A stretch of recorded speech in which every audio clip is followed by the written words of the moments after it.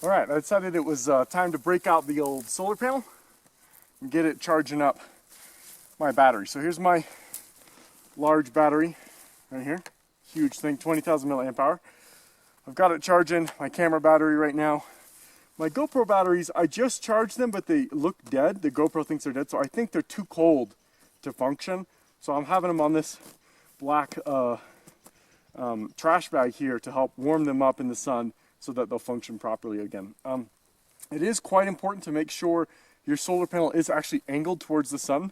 So I've angled this towards the sun a bit. I might need to do it a bit more than that. I do need to get this grass out of the way to get the maximum power out of this thing. But these cameras really just suck up so much power doing this stuff. I don't know how long I could sustain making videos like this at this frequency that I do with this solar panel setup. I might even need an even bigger solar panel to deal with the cameras. Alright, in the process of sawing with my bow saw, I've noticed that my blade seems to keep getting stuck, even when the wood wouldn't be pinching it. So it's not the wood pinching it, but I believe that the kerf on this blade is wrong. So let me show you guys what the kerf is. So it's going to be kind of hard to see on camera, but the teeth actually point out every other tooth in a different direction. So one points kind of this way, one kind of points the other direction. But when I was looking at this closely, hopefully you guys can see it with the light that we've got here. It's not very good. The teeth don't really seem to be much wider than the blade itself. So I'm going to push these outward to recreate the kerf that has apparently been worn down. So the first thing is I need a baton to hit with to move these out. So I'm going to start off with this guy, and I don't want these knots here. This is going to be my handle. So last time I made a baton or a mallet, that's what a lot of people preferred the name. I cut this off first and then tried to shape it, and that was really difficult. So what I'm going to do this time is leave it attached. But I do need to get rid of these two knots here. I need to get that a little bit straighter. And maybe you guys will be able to see kind of how this is catching. So it's tugging right now for no reason. That shouldn't be pinching, but it's being pinched. Which to me says that the kerf needs to be fixed. Maybe if I sit on this guy.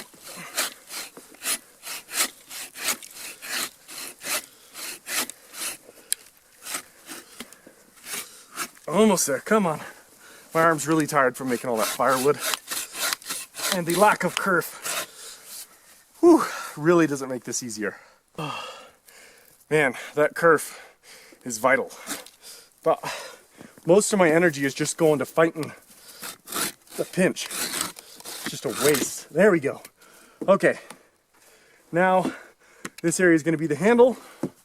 Alright, so we've got another knot here. So I'm going to stop right here and make the handle. So what I'm going to do is cut partially through the wood to about here. All the way around, like that. All the way around. And leave the center. Then I can baton from here straight down to meet the slice. And create a handle. And I'll slice off the top up here, and this will be my hammer, my mallet head.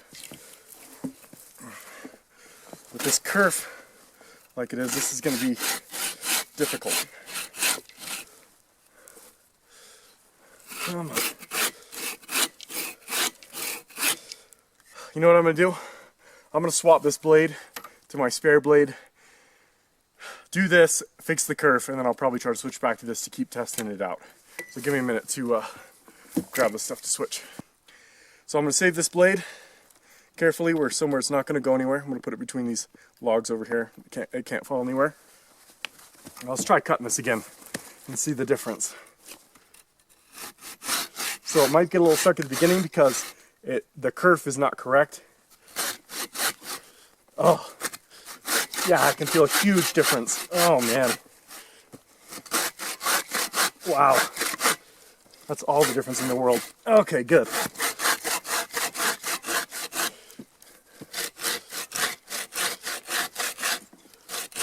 Okay, I'm just going to go through and kind of check the depth of this. Using the blade, I'm just looking at it. It looks pretty good. Okay, got that part done. So much better. Wow. So if your blade's really sticking a lot and you don't know why, check the kerf, maybe sharpen it up with a file. Now I need to go grab a simple baton to get this started with this mallet, and then this will be my nicer baton, my nice mallet. Okay, got this simple baton for now. It's not very heavy, so it might not work too good. This part can get a little dangerous, so I gotta spread my legs a lot. So if this knife goes somewhere where I don't want it, yeah, this baton is not big enough. Okay, I need a different baton, heavier one for that. There, got a much heavier one here. Let's give this a try again. Again, I gotta have my legs spread so I don't accidentally hit an artery or something like this.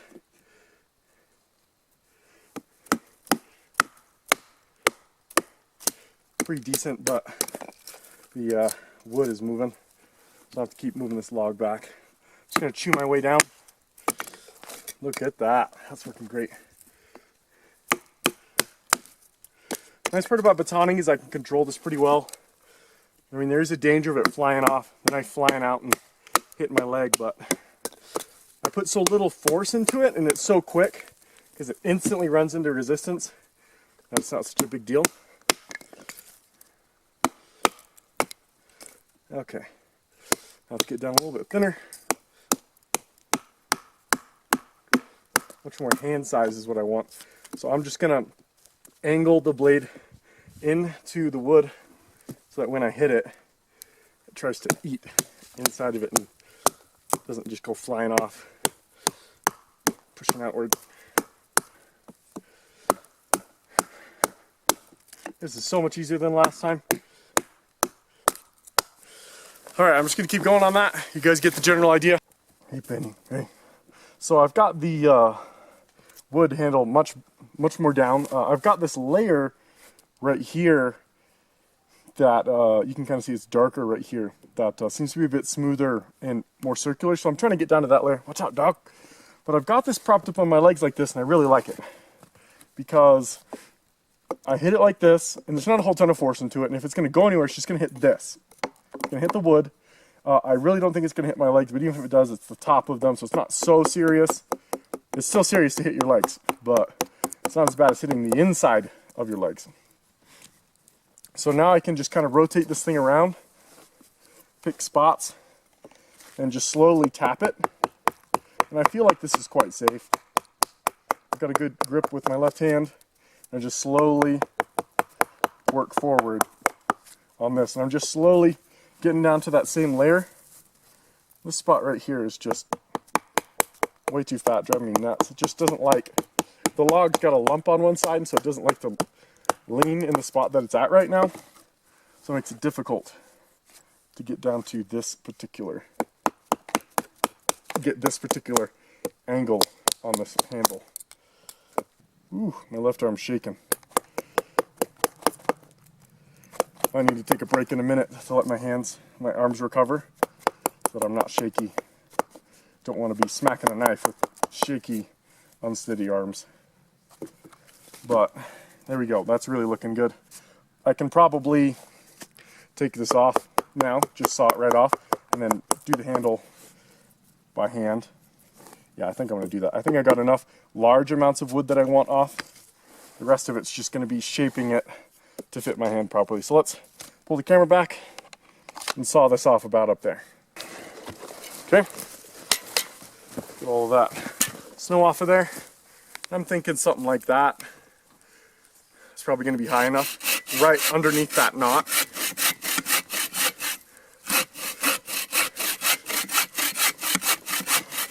Wow, that saw is so much better.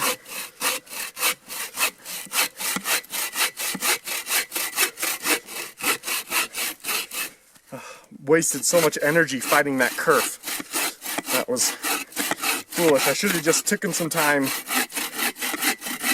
to repair it like I am right now. There we go. There's my rough maul. I'm going to clean this up a bit with my carving jack and I'll show you guys a little bit of that. Nothing too special, just smoothing it out, making sure there aren't splinters. But now I got a good whacking stick. It's got some decent balance on it, but I can hit it and control with it. Got my carving jack here. I'm just going to be using the straight blade. The reason I'm using this one is because it's much sharper. You can take off more controlled chunks. Got to be really careful because this is ridiculously sharp. I mean, razor sharp. Well, that guy was poking up a little bit. Make sure it's all closed. Oh, love this thing. See how smooth the cuts are? Probably kind of slice the bottom of this off so that if it gets hit from the bottom, it doesn't split the wood too much. So this is kind of what you can do to a tent stake. If you're going to hit it on top of the wood, you can kind of go like this and it'll help reduce how much it's going to split when you're hitting it. So I'm just going around slicing off the edge here, and you can just see how insanely sharp this knife is. I just love this thing. Totally worth throwing into my kit. And it comes this sharp. I just have a strop in my bag, a little wood block with a little, it also has a little wood piece on the side, or a leather piece on the side as well to help you sharpen this. Strop it and keep it that razor edge. Let's take the hook knife into this spot and I'll show you that. So unfortunately the hook knife faces this direction. I wish it was flipped around so I could carve this direction, but it's not. So I just got to be really careful with it because this is how I hit myself last time. Just got to be really careful with it. Get my hand up out of the way. I'm just trying to smooth this area out. Not do anything crazy right here. There's just some splintery stuff and I don't want to deal with it. There we go. We'll come from this direction too. I'm hiding my fingers from this blade. It took like a month to heal up my thumb from when this thing hit. I'm pretty sure it went all the way to the bone. It just hit and went fast, bam, and then stopped. And I don't know why it stopped. It didn't hit the fingernail. It was the end of this thumb here, and yeah, very painful. One quick thing. This is my carving jack. I want to show you guys a really cool feature of these pants, which is a zipper on the side of the pocket of the cargo pants. And then I can put, when I'm kneeling down or sitting down, I can open and get things in and out of these pockets. Love that little feature. Okay, now comes the part where I don't know exactly what I'm doing, but I'm going to have to try and fix this kerf on here. Go away, dog. Go away. I'm kerfing right now. Oh, she's got her paw on that. Don't hurt yourself, don't hurt yourself. Go that way. Okay, good. So what I'm going to do is I'm going to take this small flathead right here, and I'm just going to hit on this tooth and then go to the next, every other tooth. I can see the cutting blade, the sharpened end on this guy right here. I can't see it over here. So, and I can also look at the kerf, the very mild kerf that exists. I can see that that is the one that goes downward. So I'm going to try using this maul here. And this is going to be difficult because everything's going to be moving, because I don't have anything to hold this down, and I might need to make some sort of vise or something to fix this. Let's see what that did. Nothing. Okay. I need to hit it a bit harder than that, apparently. I'm trying to be very gentle with this. Okay. About that. That's better. That's better. Not quite there. I'm going to take one of these knots up here, rotate this, use this knot to kind of hold this one still, kind of bang against that. That might not work though, because the thing might run around on me. I might need to, actually I can probably run some cordage through here just to hold it still on one direction. I think I'm going to do that real quick. I'll be right back. Alright, I'll just grab some cordage real quick. We're just going to run this through here. Let's see, what kind of knot do I need? Probably, this is one of my 3-footers. I just grabbed it off of the hank on there. I mean, it's kind of a trucker's hitch right there, sort of. Really crappy one. Okay, I'm gonna pull this up like that. There we go, and I got some tension against that. Okay, That might help me hold it still so I can kind of just bang on this and force it downward. Grab my mallet here. Just kind of put it on the tip here.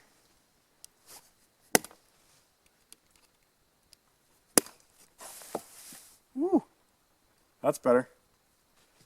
That looks much better. Okay. I'm going to do the next tooth. This is going to take a while.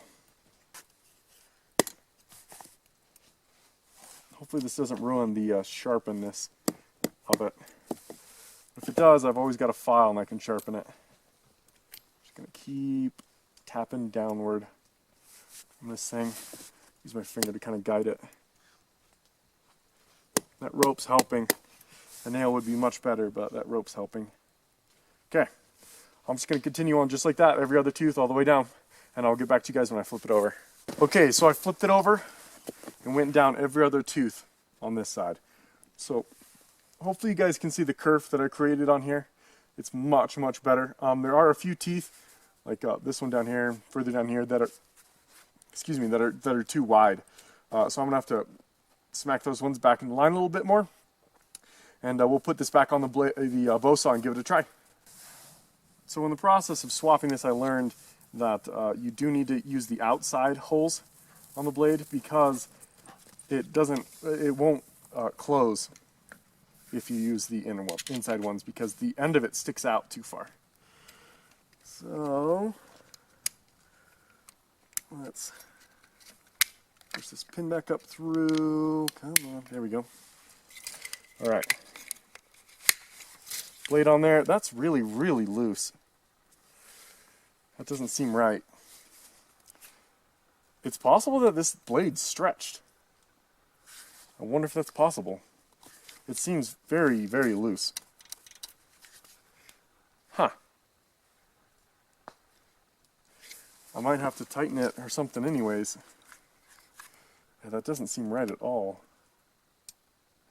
But it doesn't look like it's got room for me to go in tighter than that. What's going on?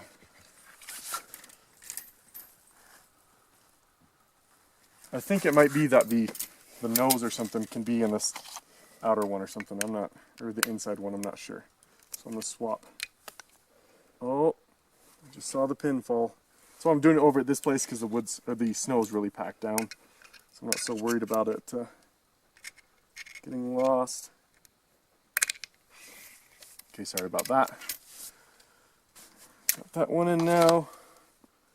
Put the pin clip. Jeez. The clip on. There we go. Okay. Let's see if that can close first off. If it can close. Oh, I can't close. But it's not tight enough. I think this somehow stretched. It really... What? This guy is kind of funky too. I wouldn't think it'd be possible to stretch one of these, but it really does feel like it got stretched.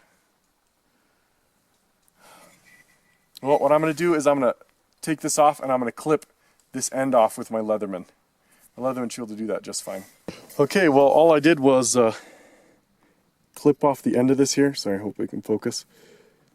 Come on. All I did was clip that off so that it's in the inner hole instead of the outer one. Much tighter. Let's give this new kerf a try. Let's see if it cuts well. We'll slice this one up here for firewood. So far, so good.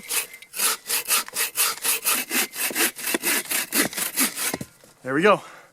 Much better. I think it was the kerf and that it was so loose. So doing the inner one instead of the outer and then clipping that off and then kerfing it seems to have done the trick. That feels much more like new. All right, well, I thought that was the solution, but trying to close this pin here does not go past, so this can't close properly. So I'm honestly not sure what's going on with this blade. With how loose it feels, maybe this bowsaw itself is stretched out or something like that. It doesn't look like the lever has really worn down at all, but because I clipped off the end of this this is ruined. It's not going to work with this bow saw anymore. So I'm just going to take this off and get a second one at home or something like that. But I'll have to put the new blade on. I'm not sure what's up with this thing. I'll have to pay attention to how tight this one feels. Maybe it has stretched or something somehow. Alright, well I swapped the blade out. This is what it's supposed to look like. This guy closes just fine. Opens up. Blade doesn't run into anything. That is so loose. Wow. Look at that. What is going on? I'm going to need to play around with this for a bit. This blade right here is the proprietary blade that I bought with this bow saw. They call this the aggressive cut. It is still so flimsy. Look at that. It's terrible. So I thought maybe my blade had stretched. That doesn't appear to be the case. This one is just as flimsy. I thought, maybe that it needs to be in different holes or something like that, but this proprietary blade only has one set of holes. So you don't, there is no other option besides what I've got it in right here. And it's still so flimsy. So it tells me that something else on here has loosened somewhere. And I can't see anything that looks like it would have loosened. It's still usable, but barely. And I'm looking at this part's riveted. Those rivets aren't out. These rivets aren't out. Really frustrated with that. I'm going to keep playing with it a bit more, but I think I'm going to have to contact the manufacturer and see if there's something that went wrong.